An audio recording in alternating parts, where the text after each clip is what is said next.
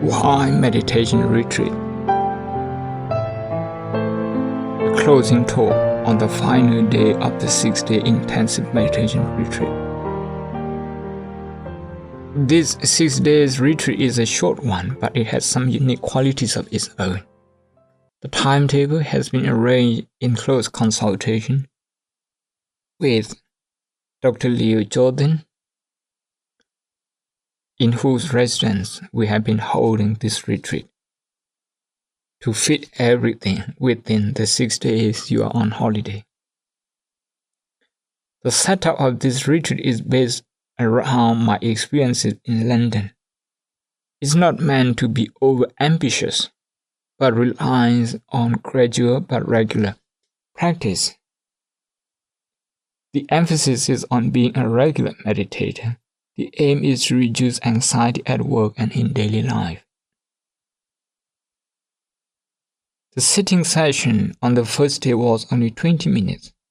Since then, you have gradually progressed to 30 and then 45 minutes, without feeling too much pressure from the duration of the session. In the majority of the meditation centers, alternative sessions of sitting and walking meditation of 1 hour, sometimes even 2 hours, at a stretch, is standard practice. Some even have up to 3 hours as a standard session. Here, however, we have started with 30 minutes of sitting meditation alternating with 30 minutes of walking meditation. I have purposely made this retreat quite different from the other retreats in which I have taken part. One significant difference in this retreat is the interviews held with the meditators. These individual interviews have taken place 4 times a day, because one of the main aims of taking part in a retreat is to learn the techniques of meditation. Completing a 10-day retreat once in your life is hardly sufficient. A 10-day or 1-month retreat will not produce a miracle. Applying the techniques that you have learned during the 10-day or 1-month retreat to your life, to your daily activity, is what is important. Meditation retreats in Asia, in Burma, Thailand, and Sri Lanka. It was only after the World War II and in the second half of the 20th century that 10-day retreats gained popularity. Before that, few retreats like these were organized. It was through the encouragement and managerial abilities of learned and lay people. For example, in Burma, like Mr. Utandai from the Mogul Meditation Center, and Sir Utin, the senator from the Mahasi Meditation Center, that this 10 days retreat came within the reach of many people. Similarly, successful business people from middle-class background in Thailand and Sri Lanka brought their business management skills to help top meditation teachers organize retreats for lay people. When they started, they were not very widespread. However, now, even young children will attend short retreats during their school holidays. They have become rooted in modern Buddhist culture, just like temporary ordination of boys and girls in the summer. There are over 10 major techniques of Vipassana meditation currently in practice in Burma, and there are a few in Thailand and in Sri Lanka as well. So you should consider yourself very lucky to have been born in Burma, in Thailand, in Sri Lanka, because of the common availability of meditation teachers and centers. However, it's up to individual whether he or she travels from the light into the dark. The light means where you have the opportunity. The dark means when you don't take the opportunity. Since we are born lucky, we have to live lucky, enjoying all the benefits of the Dhamma, the teaching of the Buddha. Flexibility. Given the number of proven Vipassana meditation techniques, to get yourself affiliated to one particular technique and to shut yourself off from the rest is really a shame. All those techniques are excellent. They have been proven and accepted by many generations. If they were not valid, they would not have survived this long. In my opinion, we should select and adopt what is good from those techniques and use them to our benefit in a flexible way. It's not helpful to become attached to one particular technique and start degrading the others. It is actually harmful to look down on other techniques. If one becomes dogmatic, one begins to cause damage to all of the techniques, including the one to which you are affiliated. Flexibility is one of the main principles in the setup of this retreat. I did not seek to impose a single technique on anyone. Even the technique in breathing can vary, and it is so in Mahasi, in Mokho, in Sunlun, and in Ajahn Chah tradition. The type of meditation which I would like to, but has not been possible to be included in this 6-day retreat is the meditation on the 4 elements, also known as the Katewan technique. To be able to practice this technique, you will need, in addition to time, to acquire some basic knowledge of the 4 elements first. Theoretical and practical understanding. Theoretical and practical understanding needs to be in balance as well. I have given priority to this in the setup of this retreat. In some retreats, the individual may only have the opportunity to discuss with the instructor just once or maybe 3 times in a whole week or 10 days. There may be some doubts requiring some discussion. Many discourses are record of the discussions which took place between the Buddha and the meditators. Some meditators do not progress because they lack this opportunity for discussion, although they may have many opportunities to listen to Dhamma talks. Listening to the Dhamma talk and experiencing what is said in this session are very important. The late Mokho Sayadaw, Venerable Akha Pandita Vimala, explained the Paticca Samuppada, the law of dependent origination, every single day in his meditation retreat. This is because he wanted people to gain the basic right views and attitudes. The 4 times a day interviews are based on that experience as well as my understanding of the importance of the 2 blessings in the Mangala Sutta, in search of the true Dhamma. The 2 blessings are listening to the Dhamma and discussing of the Dhamma. Kalena Dhamma Savanam and Kalena Dhamma Sakacca. You have been blessed with these 2 crucial factors during this retreat.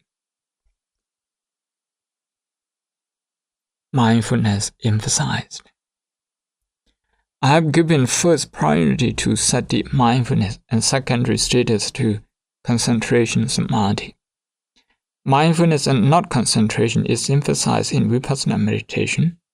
Concentration is to be acquired with unbroken and advanced mindfulness.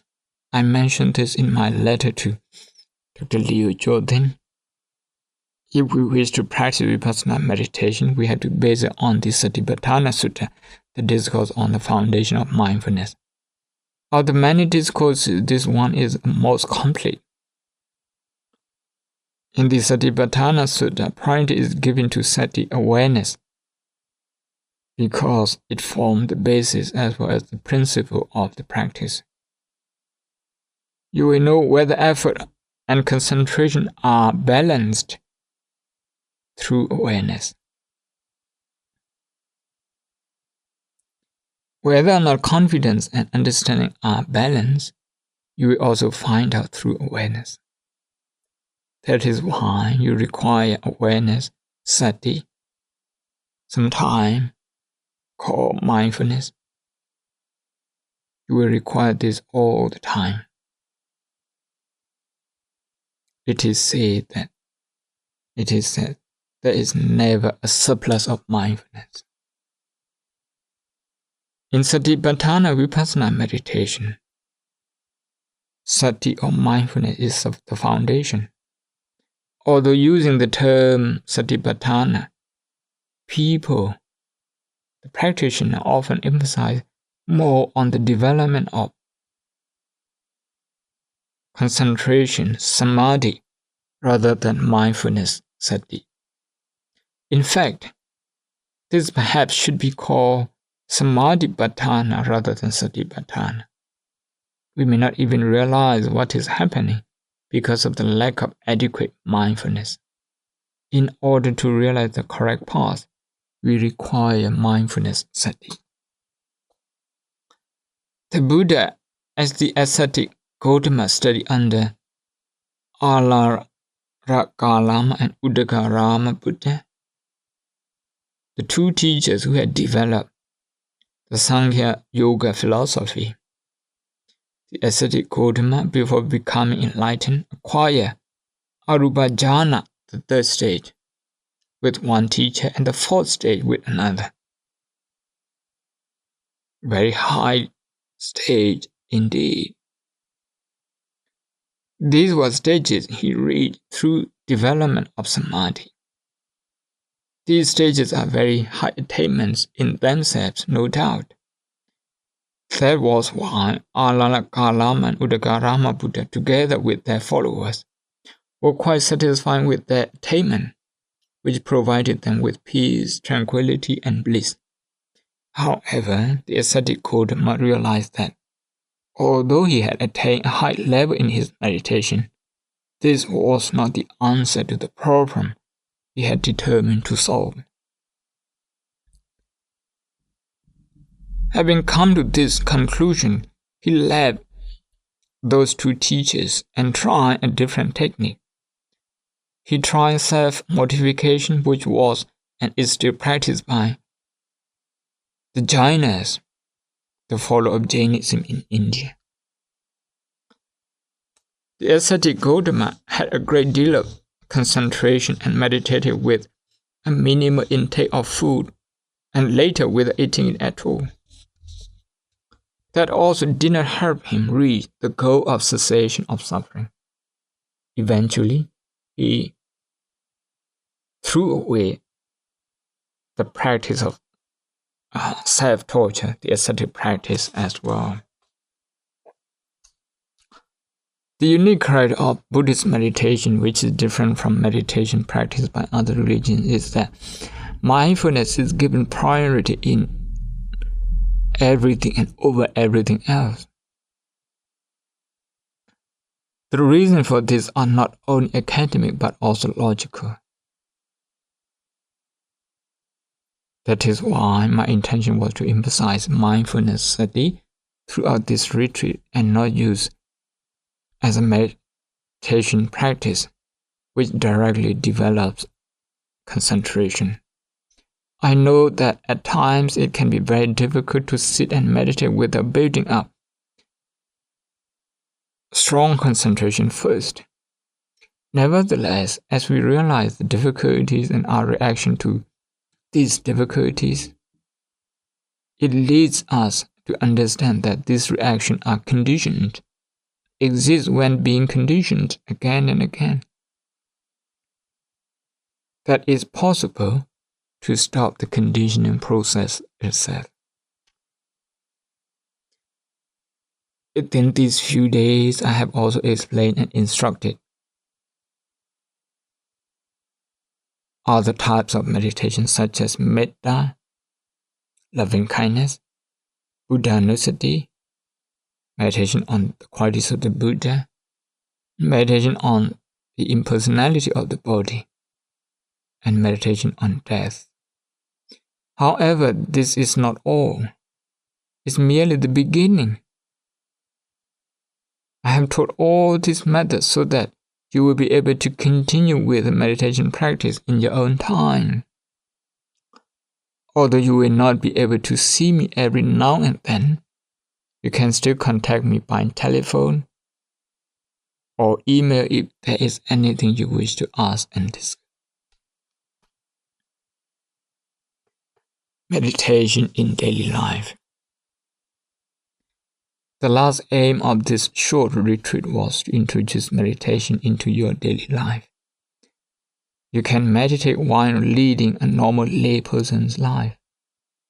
Some people like to meditate when in the meditation center or a temple, but as soon as they return home, they stop everything. This cannot be right. The temple should be regarded as the place where you study the Dhamma, and your home the place where you practice it. What usually happens is just the opposite. People practice the Dhamma in the temple, where they stay for only a short period. They should practice the Dhamma at home, with their family, relatives, and friends, in the workplace, applying the principles that have been taught. Another thing which I would like to remind you about is the Noble Eightfold Path, Atthangika Magga. The Pali word Magga means path or a way, which is the pathway of life. A businessman, a professional, or a skilled worker who walks along this pathway will become a successful and prosperous person. The word Magga is usually translated as the Buddhist way of life and is composed of 8 factors. The human body is composed of various parts such as the heart, lungs, liver, kidney, skull, arms, legs, etc. Just one part does not make a human being. Only when all these combine does it form a human being. Likewise, just one component of the 8 factors does not form the path. Both mindfulness and concentration are part of this path. Only when all 8 factors, 8 components, are present does it construct the path, the pathway, and become the true path. This Magga Satya, the truth of the path, may be simply divided for practical purpose into dana, generosity, sila, ethical morality, and bhavana, meditation. Usually people practice generosity and ethical morality, but leave out meditation. They tend to choose what they want to do and sometimes say, "Oh, the time is not yet right for me to do meditation." What happens then is that, because they pick and choose, this practice no longer becomes the right path and no longer meets the criteria of the 4 Noble Truths. Unless you are on the Noble Path, Arya Magga, you are not practicing Buddhism. You may not be, you may be giving, sharing, practicing generosity, but this cannot be regarded as Buddhist generosity.